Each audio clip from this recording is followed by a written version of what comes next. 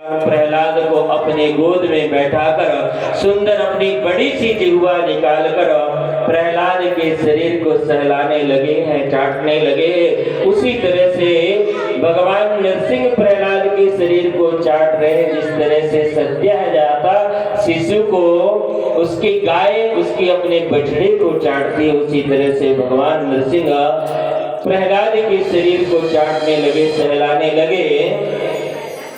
और प्रहलाद को सहलाते हुए भगवान नरसिंह भगवान के नेत्रों से आंसुओं की धारा बह चली है। भक्त के भाव में भगवान भी विभोर हो गए और भक्त से भगवान कहने लगे हैं, अरे भक्त बोले प्रभु प्यारे,